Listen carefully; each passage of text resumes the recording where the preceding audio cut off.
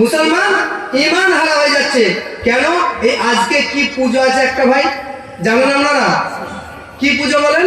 বিশ্বকর্মা পুজো আজকে না? কাল 12 রবিউল আউয়াল ছিল, আজ 13, আর আজকে কি? বিশ্বকর্মা পুজো। তো মুসলমান বিশ্বকর্মা পুজো মানাই কি মানাই না ভাই? কি ভাই বলেন? আরে বিশ্বকর্মাতে গাড়ি ধুয়ে ফুল দিয়ে সাজায় কি সাজায় না? আপনারা দেখেন না কি? আমার ভাই বলেন, মুসলমান যার ঘরে বাইক আছে সে আজকে বাইকটাকে সুন্দর করে ধুয়ে তাকে ফুলের মালা চড়ালো। যার 4 চাকা গাড়ি আছে সে গাড়িগুলোকে সুন্দর করে ধুয়ে ফুলের মালা চড়ালো। যার লোহার দোকান আছে সে সেই যন্ত্রপাতিগুলোকে ধুয়ে ফুলের মালা দিয়ে রাখলো।